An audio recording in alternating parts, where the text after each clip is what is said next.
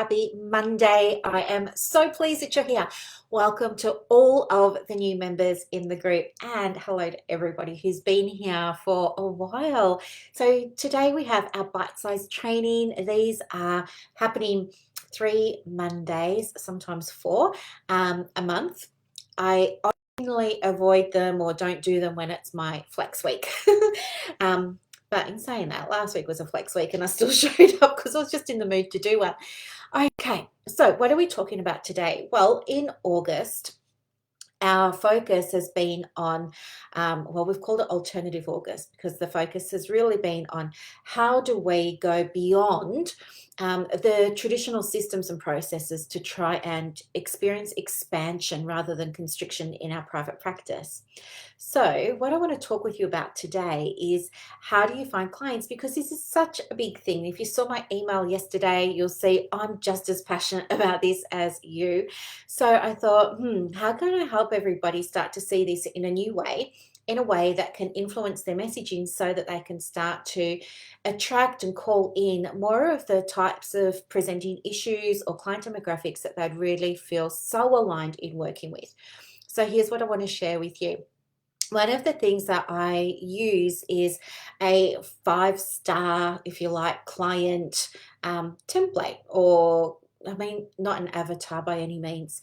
Basically, it's a set of criteria that I have that I review periodically that guides who I want to work with, how I want to work with them, why, and then I allow that to infuse my messaging. So, for example, I've got one right here. So this is my 5-star client policy, and some of the things that I have on here that I can read to you are that I really want to work with clients over the next 6 months that are committed to their success, that are coachable, that implement the action steps, that are honest, that stay the course, that trust in the process, that love to learn, that are open-minded, that are connected spiritually, and they love talking about this stuff, that are friendly, that are energizing to work with. And they're just a few things that I've got on my list. So how did I do this? So I want to share with you how I did it so that you can do it for yourself. And there's no right or wrong answer. You don't have to share it with anybody. The easiest way to do this is you take a piece of paper just like this, and you make a line down the middle like that. And on one side, you're going to put all of the things about a certain presentation or a challenge or a personality trait or whatever it is that you really don't want to work with. Okay, so for me, what's on my left-hand column is I don't like to work with people who don't show up to their appointments. I don't like to work with people who cancel at the last minute, things like who don't do the work and then wonder why they don't get results. I don't want to work with those people. So I put all of that stuff down one side, as well as some things that are just like beyond my area of interest or expertise, because those clients will be a better match for a different practitioner. So I will just refer them elsewhere. That's in the interest of, my highest good and their highest good too. On the other side of the page, I want to make a column here of all of the things that I would feel energized by in a client or in a challenge or in a scenario or something like that. And so basically you write the opposite to what you had in the first column. So where I have people who are late for appointments, I will say people who are on time. Where I say people who cancel on short notice, I say people who give plenty of time to cancel and then they go ahead and reschedule. They take care of that themselves. They take responsibility, all of those sorts of things.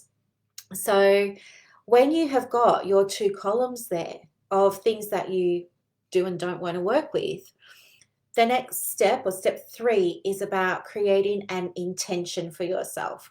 So you might just say, well, we're coming into a new month actually, so it's a perfect time to try this, but you might just say, for September, I set the intention to call in clients that and talk about, 3 or 4 of the qualities that you really like, that attend their appointments on time, that can afford to work with me, that are invested in their well-being, and that do the work, maybe.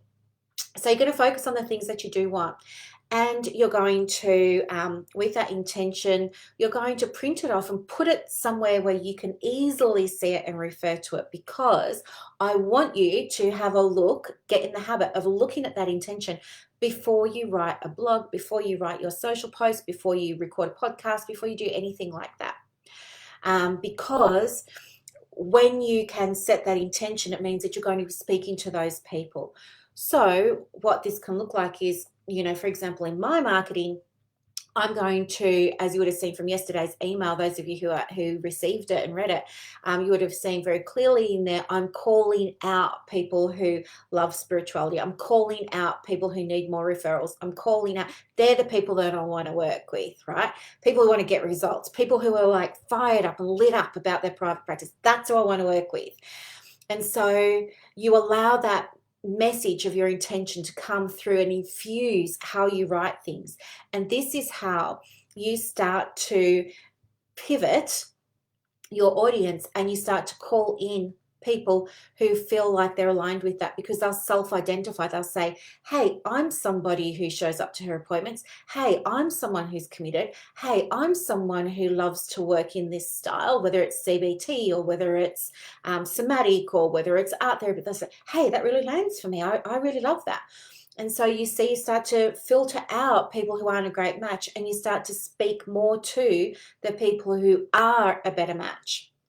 And so if you are wanting more referrals and you haven't tried creating a 5-star client policy for yourself, maybe look at setting this up just for fun, just as an experiment, and just do it for September and see what happens. An easy way for those of you who have a scientific mind, the easiest way to track your progress with this would be to maybe make a list of how many appointments you've had in August and how many of those were new and how many inquiries you had, so that you can compare at the end of September and you can see what the increase was as a result of this. And you'll be able to see for yourself that this stuff works, even though it's a little bit alternative and it's a little bit beyond the traditional way of calling in referrals. But I know this is going to land for those of you who love this sort of approach. So that's your 5-minute training today. I hope you got a lot out of it. Thank you very much, everybody, for birthday messages. It's so kind of you. And of course, thank you so much for being part of this group. I really, really, really, really love it so much. So thank you. Have a beautiful day, and I'll talk to you later. Bye, guys.